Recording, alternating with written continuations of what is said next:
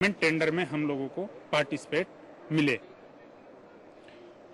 और हमारी जो गार्ड्स है उसका पुलिस वेरिफिकेशन के लिए हम लोग अप्लाई करते हैं तो वो हमें वेरिफिकेशन होके नहीं आता है, टाइम नहीं लगता है, बल्कि होता ही नहीं है। संबंधित थाने पे से कंसर्न करने को हमको कहा। सिक्योरिटी कंपनीज की तमाम दलीलें हैं। प्रताप जी हमारे साथ है। प्रताप जी, जिस तरह की बातें कहना है, क्या पुलिस अपना काम सही से नहीं कर रही?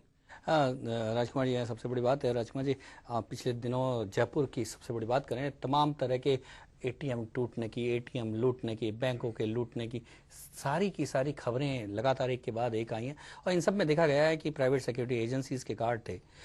मामला यह आता है कि फर्जी पहरेदार का मामला तब उठता है जब ठेले वाले को आप वर्दी पहना के खड़ा कर देते हैं, कोई जांच नहीं होती और जब कोई ऐसा मुकाबले का समय आता है तो पीठ दिखा के भाग जाता है। तो ऐसे में कैसे सिक्योरिटी करेंगे और कैसे ऐसे फर्जी पहरेदारों के भरोसे शहर को छोड़ देंगे? मैं एक व्यक्तिगत एजेंसी की बात ना करके मैं सिक्योरिटी एसोसिएशन के महामंत्री के नाते में यहाँ आया हूं। उन लोगों की पीड़ा बताना भी मेरा धर्म है। जितने भी बैंक हैं या जितने भी इंस्टीट्यूट्स हैं वो सिर्फ फॉर्मेलिटी पूरी कर रहे हैं सुरक्षा के नाम पर।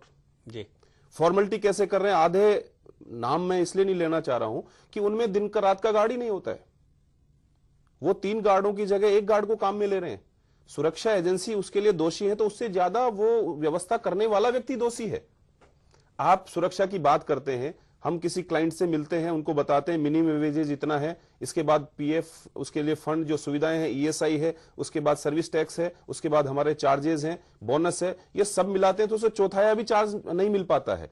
तो अगर किसी चीज को हम ऐसा कर देंगे कि उसकी आवश्यकताओं की पूर्ति नहीं हो रही है तो गार्ड, सुरक्षा गार्ड कहां से कर पाएगा? यानी कि जो खेत में बिजू का खड़ा कर देते हैं किसान, बिल्कुल वैसे ही बिजू के खड़े कर दिए जाते हैं। गोपाल जी, ये बहुत बड़ा एक सवाल उठता है कि बिजुकों के सहारे, यानी कि वो जो एक डमी के सहारे हमारी सुरक्षा पूरी चल रही है, ये कैसे चलेगा ऐसे? देखिए सर, स्केरक्रो से कुछ चिड़िया तो डर के भाग जाती है ना। जी, केवल मूर्ति से। लेकिन जब असली खाने वाला कौवा आता है वो नहीं डरता है जी। तो मैं समझता हूँ कि एक जो प्रॉब्लम है वो डिमांड एंड सप्लाई की भी है जी। कुछ प्रॉब्लम्स प्राइवेट सिक्योरिटी एजेंसीज की जेन्युइन भी हैं, कुछ कानून में शायद सख्तियां हैं जो ये लोग पूरी नहीं कर पा रहे हैं। और दूसरा जो आज इसका फी स्ट्रक्चर है, जो ये कहते हैं जिसका एक्सपेंडिचर है, जो लगाता है वो उतना देने में खुश नहीं है जी। तो अगर आप पीनट्स दोगे तो आपको बंदर ही मिलेगा जी। तो मेरे ख्याल में ये भी कहीं एक इसका बेंचमार्किंग होना चाहिए कि एक आदमी का मिनिमम 8 आवर्स के लिए क्या चार्जेस होगा, उसमें कंपनी के जो अपने चार्जेस हैं, टैक्सेस हैं, वो सब होने चाहिए। बट वो एक इशू है। मैं समझता हूँ आज जो आपने सबसे बड़ी सेवा की है जयपुर वालों की, कि इस इशू को उजागर किया है कि साहब आप जो अपनी सिक्योरिटी एजेंट लगाया है उसको देख लें जी कि वो ठीक ठाक है, ट्रेंड है, कंपनी जेन्युइन है, और उसको आप कहें, अगर मेरे मकान में सिक्योरिटी गार्ड है, मैं उसको कहूँ भाई तुम ये जानते हो क्या इसको, मैं आपकी अपनी ड्यूटीज हैं, आपने जो हाईलाइट किया उससे मैं समझता हूँ कि मैं भी काम शहरी हूँ, अभी तक मेरे घर में कोई सिक्योरिटी एजेंसी गार्ड लगाया नहीं है। बहरहाल मैं समझता हूँ कि जो हम लोग हैं सिविलियन, जिनके घरों में ये लोग हैं, अपने गार्ड से बात करनी चाहिए। आपको उसका अंदाजा होगा, वो आपको पहचानता है नहीं पहचानता है, आपके घर में कौन कितने लोग रहते हैं, कौन काम करने वाले लोग बाहर से आते हैं दिन में, उनकी लिस्ट वो बनाता है नहीं बनाता है, और फिर जो बीट कांस्टेबल है वो सामने आता है, उसके साथ उसका राब्ता है या नहीं है। मैं एक है कि साहब ये एक एवोल्यूशन है। राजकुमार जी, गोपाल जी ने एक बड़ी बात उठाई है, किस तरह से इस व्यवस्था को सुधारा जा सकता है? मैं पहले तो इनकी एक बात का तो समर्थन करता हूं जो इन्होंने पकड़ा है। पुलिस अधिकारी आप रहे हैं, आपने कहा कि ऐसा व्यवस्थाएं अव्यवस्थाएं होंगी, कठोर कानून होंगे, ये सत्य है। ये सत्य इसलिए है कि मैं 3 यहाँ के आरपीएस अफसरों को जानता हूं, रिटायर्ड होने के बाद में उन्होंने सिक्योरिटी एजेंसी का लाइसेंस लिया जी, और वो 4 महीने में बंद करके घर पे बैठे हैं। एक कोर्ट में तैयारी करता है, दूसरा आदमी किसी के और किसी काम में लग गया। जब मैंने उनसे पूछा साहब क्या हुआ, आपने एजेंसी चलाई, हमारे साथ आप जुड़े और फिर बंद क्यों कर दी, बोले ये ऐसा काम मैं नहीं कर सकता। आप इससे आप आइडिया लगाइए, मैं नाम नहीं बोलना चाह रहा हूं, लेकिन इस काम में कितनी अव्यवस्था होगी कि एक आरपीएस रैंक का आदमी, उसके ऊपर का आदमी लाइसेंस लेकर के सिक्योरिटी एजेंसी संचालन नहीं कर पा रहा है और वो घर बैठ गया है। राजकुमार जी, लौटेंगे आपके पास, पहले देखते हैं कि आम जनता क्या कहती है इस मसले पर। उसकी पूरी जांच होके उसके पश्चात ही सुरक्षाकर्मी लगाया जाए तो निश्चित तौर पे जो उद्देश्य है वो पूरा किया जा सकता है और एक संपत्ति को हम सुरक्षित कर सकते हैं। वो सब योग्यताएं निर्धारित होने के पश्चात ही उनको अनिवार्य रूप से रजिस्टर्ड किया जाना चाहिए और उनको लाइसेंस दिया जाना चाहिए।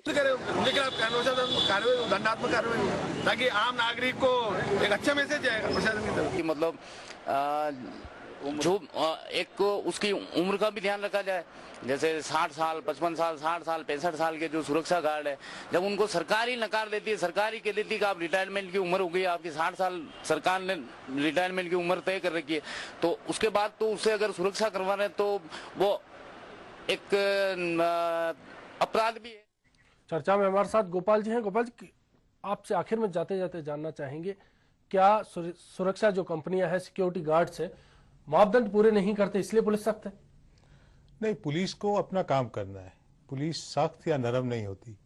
पुलिस को कोई इश्यू उठता है उसके ऊपर एक्टिव होते हैं, या कहीं कोई उनको कमी खामी नजर आती है तो अपना कार्रवाई करते हैं। मैं समझता हूँ पुलिस अपना काम कर रही है, सिक्योरिटी एजेंसीज अपना काम कर रही हैं।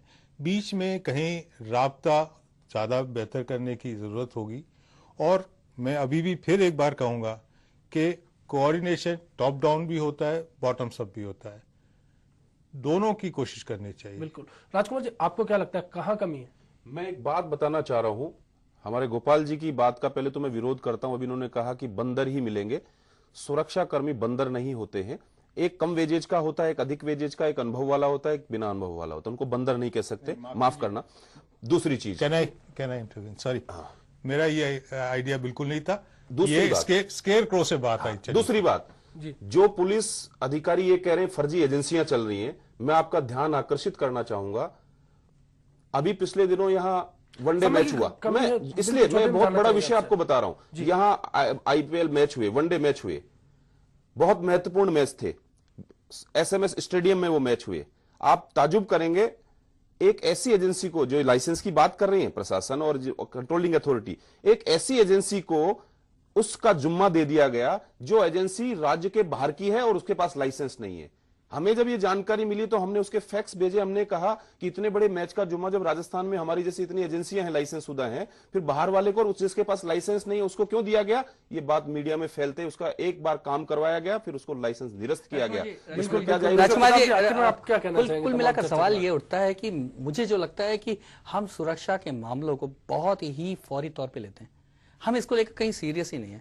निश्चित तौर पे सुरक्षा के कंसर्न जिस तरह से बढ़ते जा रहे हैं, जिस तरह से सवाल उठते जा रहे हैं सुरक्षा को लेकर, शहर की सुरक्षा को लेकर, आम आदमी की, पुलिस को, प्रशासन को, एजेंसी को, आम आदमी को, हर व्यक्ति को, प्रशासन को, सबको ये समझना होगा सुरक्षा बहुत महत्वपूर्ण है। इसे गंभीरता से लेना होगा। इसे फौरी तौर पे केवल एक आदमी को खड़ा कर देने के एक फौरी कार्रवाई से नहीं निपटा जाना चाहिए। निश्चित तौर पे इसे गंभीरता से लेना चाहिए। जैसे देश की सीमाओं की सुरक्षा को लेकर हम गंभीर हैं, निश्चित तौर पे हम आंतरिक सुरक्षा को लेकर भी गंभीर हों। निश्चित तौर पे हमारा जो जीवन है बिल्कुल शांतिपूर्ण होगा। बिल्कुल प्रताप जी, कहीं ना कहीं अब सवाल उठता है फर्जी पहरेदार, उसके प्रति सचेत होने का। गोपाल जी, आप इस चर्चा में शामिल हुए, बहुत बहुत शुक्रिया। राजकुमार जी, आपका बहुत शुक्रिया। इस खास चर्चा में इतना ही। चलते चलते आप देखिए क्या कहती है कवि की कलम। नमस्कार।